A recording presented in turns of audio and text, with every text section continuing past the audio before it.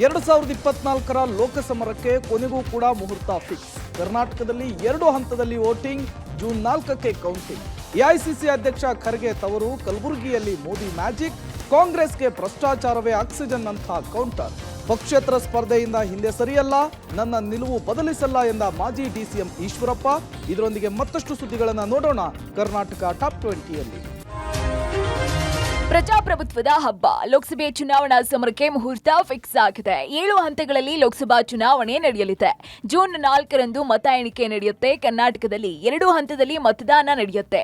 April 26ರಂದು ಮೊದಲ ಹಂತದಲ್ಲಿ 14 ಕ್ಷೇತ್ರದಲ್ಲಿ ಚುನಾವಣೆ ನಡೆಯಲಿದೆ. ಮೇ 7ರಂದು 2ನೇ ಹಂತದಲ್ಲಿ 14 ಕ್ಷೇತ್ರದಲ್ಲಿ ಮತದಾನ ನಡೆಯುತ್ತೆ.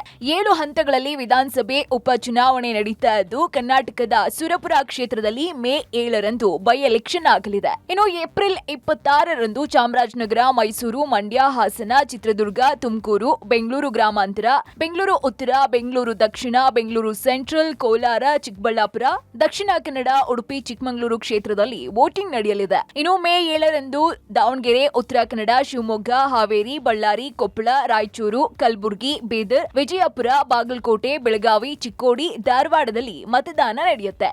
ಇನ್ನು ಇಂದಿನಿಂದಾನೇ ನೀತಿ ಸಂಹಿತೆ ಜಾರಿಯಾಗಿದೆ.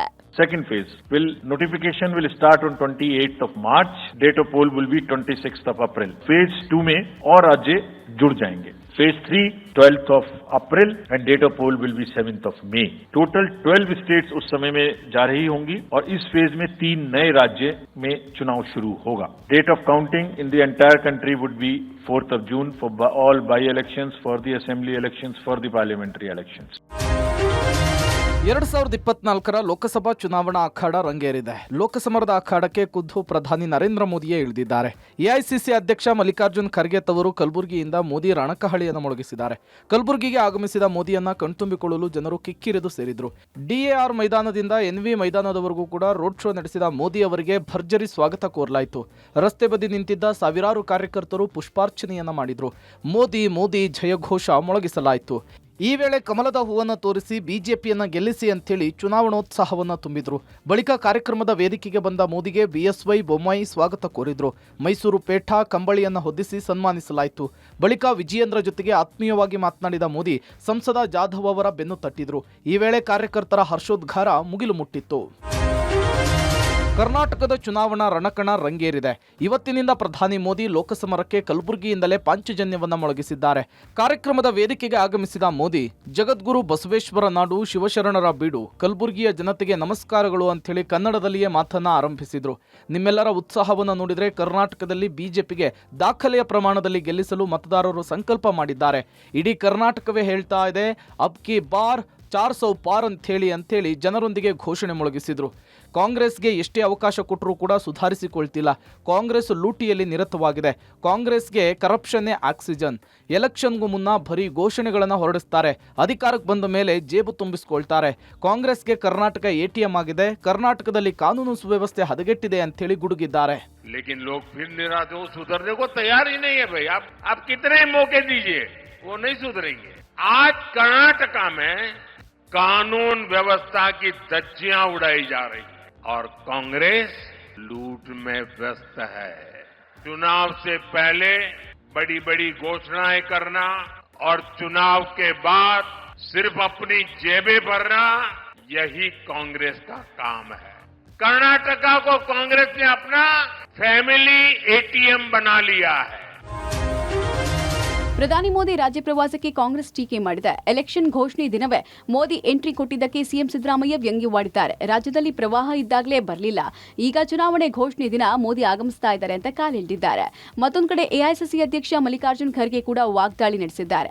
ಶ್ರಮಿಕರ ಅಭಿವೃದ್ಧಿಗಾಗಿ ಮೋದಿ ಬಳಿ ಸಾಕಷ್ಟು ಸಲಹೆಯನ್ನ ಕೊಟ್ಟಿದ್ವಿ, ಆದ್ರೆ ಅವರು ಅದ್ಯಾವುದಕ್ಕೂ ಜಾರಿ ತರಲೇ ಇಲ್ಲ. ಕಲಬುರಗಿಯಲ್ಲಿ ಒಂದೇ ಸೂರಿನಡಿ ಹಲವು ಕಾಲೇಜು ತಂದಿದ್ವಿ, ಆದ್ರೆ ಈಗಿನ ಪ್ರಧಾನಿ ಅವಕಾಶವನ್ನ ಕೊಡ್ಲಿಲ್ಲ. ಮೋದಿ ಕೇಳಿದ್ರೆ ಸಿದ್ದರಾಮಯ್ಯ ಸಹಕರಿಸ್ತಿಲ್ಲ ಅಂತಿದ್ರು. ಇಂದು ಅವರೇ ಕಲಬುರಗಿಯಲ್ಲಿ ಚಾಲನೆ ಕೊಡ್ತಿದ್ದಾರೆ. ಕಲಬುರಗಿಗೆ ಅವರನ್ನ ಸ್ವಾಗತಿಸ್ತೇವೆ, ಯಾಕಂದ್ರೆ ಅವರು ಏನೂ ಕೆಲಸ ಮಾಡಿಲ್ಲ ಅಂತ ಕೌಂಟರ್ ಕೊಟ್ಟಿದ್ದಾರೆ. ಪ್ರವಾಹ ಬಂದಾಗಲೂ ಬರಲಿಲ್ಲ, ಬರಗಾಲ ಬಂದಾಗಲೂ ಬರಲಿಲ್ಲ, ಚುನಾವಣೆಗೆ ಬರ್ತಾ ಇದ್ದಾರೆ. I welcome him to my constituency, Gulbarga. So they will welcome Gulbarga people to him because of not doing anything for Gulbarga. ಶಿವಮೊಗ್ಗದಲ್ಲಿ ಕೆಎಸ್ ಈಶ್ವರಪ್ಪ ಬಂಡಾಯ ಸ್ಪರ್ಧೆ ವಿಚಾರ ಸಂಬಂಧ ರಾಜ್ಯ ಬಿಜೆಪಿ ಘಟಕ ಹೈಕಮಾಂಡ್ಗೆ ವರದಿ ಕಳಿಸಿಕೊಟ್ಟಿದೆ. ನಿನ್ನೆ ತಡರಾತ್ರಿ ಜೆಪಿ ನಡ್ಡಾರಿಗೆ ಮಾಹಿತಿ ರವಾನಿಸಲಾಗಿದೆ. ಈಶ್ವರಪ್ಪ ನಡೆಸಿದ ಸಭೆ, ಕೈಗೊಂಡ ನಿರ್ಣಯ, ಸಭೆಯಲ್ಲಿ ಪಾಲ್ಗೊಂಡ ಮುಖಂಡರ ಹೆಸರು ಸಮೇತ ವರದಿಯಲ್ಲಿ ಉಲ್ಲೇಖಿಸಲಾಗಿದೆ. ಈ ಮಧ್ಯೆ ಮತ್ತೆ ಈಶ್ವರಪ್ಪ ಮಾತನಾಡಿ, ನಾನು ಪಕ್ಷೇತರ ಅಭ್ಯರ್ಥಿಯಾಗಿ ಸ್ಪರ್ಧೆ ಮಾಡ್ತೇನೆ. ನನ್ನ ನಿಲುವಿನಲ್ಲಿ ಯಾವುದೇ ಬದಲಾವಣೆ ಇಲ್ಲ. ಪಕ್ಷ ತಂದೆ ಮಕ್ಕಳ ಕೈಗೆ ಸೇರಿದೆ. ಇದರಿಂದ ಕಾರ್ಯಕರ್ತರು ಪರದಾಡ್ತಾ ಇದ್ದಾರೆ. ಪಕ್ಷ ಉಳಿಸೋಕೆ ನನ್ನ ಈ ಹೋರಾಟ.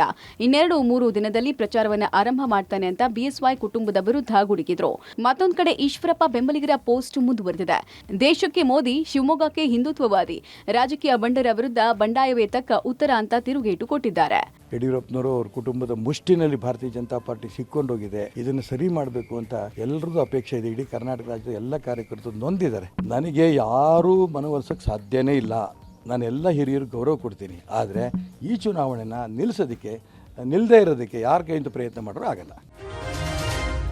ಮಾಜಿ ಡಿಸಿಎಂ ಬಂಡಾಯ ಬಾವುಟ ಹಾರಿಸಿರೋದಕ್ಕೆ ಬಿಜೆಪಿ ಪಾಳೆಯಕ್ಕೆ ಸಹಜವಾಗಿ ಶಾಕ್ ಆಗಿದೆ. ಹೀಗಾಗಿ ಪಕ್ಷೇತರವಾಗಿ ಸ್ಪರ್ಧಿಸುವ ತಮ್ಮ ನಿರ್ಧಾರದಿಂದ ಹಿಂದಕ್ಕೆ ಸರಿಯೋದಾಗಿ ಈಶ್ವರಪ್ಪಗೆ ಮನವಿ ಮಾಡೋಕೆ ಬಿಜೆಪಿಗರು ಮುಂದಾಗಿದ್ದಾರೆ. ಟಿಕೆಟ್ ವಿಚಾರಕ್ಕೆ ಅಸಮಾಧಾನಗೊಂಡಿರುವ ಈಶ್ವರಪ್ಪ ಸಮಾಧಾನ ಆಗಲಿದ್ದಾರೆ.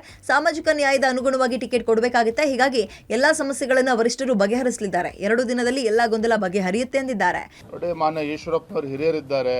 ಪಕ್ಷದ ಮುಖಂಡರ ಜೊತೆ ಸಮಾಲೋಚನೆ ಮಾಡ್ತಾ ಇದ್ದಾರೆ. ನಮ್ಗೆ ಈಗಲೂ ಕೂಡ ವಿಶ್ವಾಸ ಇದೆ. ಹಾಗಾಗಿ ಮಾನ್ಯ ಈಶ್ವರಪ್ಪನವ್ರಲ್ಲಿ ಹಿರಿಯರನ್ನ ಈಗಲೂ ಕೂಡ ಮನವಿಯನ್ನು ಮಾಡ್ತಾ ಇದ್ದೇನೆ. ತಮ್ಮ ಏನು ನಿರ್ಧಾರವನ್ನು ಕೈಗೊಂಡಿದ್ದಾರೆ ಅದರಿಂದ ಹಿಂದೆ ಸರಿಬೇಕು ಅಂತೇಳಿ ನಾನು ತಮ್ಮ ಮೂಲಕ ನಾನು ಅವರಿಗೆ ರಾಜ್ಯದ ಅಧ್ಯಕ್ಷನಾಗಿ ವಿನಮ್ರವಾಗಿ ವಿನಂತಿಯನ್ನು ಮಾಡ್ತಾ ಇದ್ದೇನೆ. ಎಲ್ಲದೂ ಕೂಡ ಸರಿಯಾಗುತ್ತೆ, ಆ ವಿಶ್ವಾಸ ಇದೆ. ಆ ಥರ ರಾಜ್ಯ ಮಟ್ಟದ ನಾಯಕರುಗಳ ಏನೇ ವಿಚಾರಗಳಿದ್ರು ಕೂಡ ನಮ್ಮ ರಾಷ್ಟ್ರ ಮಟ್ಟದ ನಾಯಕರುಗಳು ಗಮನಿಸ್ತಾರೆ, ಮಾತಾಡ್ತಾರೆ, ನಮ್ಗೆ ವಿಶ್ವಾಸ ಇದೆ. ಈಶ್ವರಪ್ಪನವರು ನಮಗಿಂತ ಹಿರಿಯರು. ಹಾವೇರಿ ಜಿಲ್ಲೆಯ ಟಿಕೆಟ್ಗಳನ್ನು ಕಾಂತೇಶ್ನಿಗೆ ಕೊಡಬೇಕು ಅನ್ನೋದು ಈಶ್ವರಪ್ಪನವರ ಕೋರಿಕೆ ಆಗಿತ್ತು. ಪಾರ್ಟಿ ಕೆಲವು ನಿರ್ಧಾರವನ್ನು ತಗೊಳ್ಳುವಾಗ ಹೆಚ್ಚು ಕಡಿಮೆ ಆಗಿರ್ಬೋದು. ನನಗನ್ಸುತ್ತೆ ಇವತ್ತು ಮತ್ತು ನಾಳೆ ಒಳಗೆ ಕೇಂದ್ರದ ವರಿಷ್ಠರು ಈಶ್ವರಪ್ಪನಂತ ಹಿರಿಯ ನಾಯಕರನ್ನ ಕರೆದು ಮಾತಾಡಿ ಸಮಾಧಾನ ಮಾಡ್ತಾರೆ.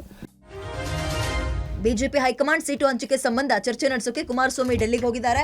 ಅಮಿತ್ ಶಾ ನಿವಾಸದಲ್ಲೇ ಚುನಾವಣಾ ಚಾಣಕ್ಯನನ್ನ ಭೇಟಿಯಾಗಿ ಕುಮಾರಸ್ವಾಮಿ ಮಾತುಕತೆ ನಡೆಸಿದ್ದಾರೆ. ಜೆಡಿಎಸ್ಗೆ ಬಹುತೇಕ ಹಾಸನ, ಮಂಡ್ಯ ಸಿಗೋ ಸಾಧ್ಯತೆ ಇದೆ ಎನ್ನಲಾಗಿದೆ. ಆದರೆ ಜೆಡಿಎಸ್ 2 ಕ್ಷೇತ್ರಗಳ ಜೊತೆಗೆ ಮತ್ತೊಂದು ಕ್ಷೇತ್ರಕ್ಕೆ ಬೇಡಿಕೆ ಇಟ್ಟಿದೆ ಅಂತ ಹೇಳಲಾಗ್ತಾ ಇದೆ. ಮತ್ತೊಂದು ಕಡೆ ಬೆಂಗಳೂರು ಗ್ರಾಮಾಂತರ ಬಿಜೆಪಿ ಅಭ್ಯರ್ಥಿ ಡಾಕ್ಟರ್ ಮಂಜುನಾಥ್ ಕೂಡ ಡೆಲ್ಲಿ ತಲುಪಿದ್ದಾರೆ. ಬಿಜೆಪಿ ಹಿರಿಯ ಮುಖಂಡರ ಭೇಟಿ ಮಾಡೋಕೆ ಡೆಲ್ಲಿಗೆ ಬಂದಿಳಿದಿದ್ದಾರೆ. ವರಿಷ್ಠರ ಭೇಟಿ ಬಳಿಕ ಡಾಕ್ಟರ್ ಮಂಜುನಾಥ್ ಸೋಮವಾರ ಅಧಿಕೃತವಾಗಿ ಬಿಜೆಪಿಗೆ ಸೇರುವ ಸಾಧ್ಯತೆ ಇದೆ.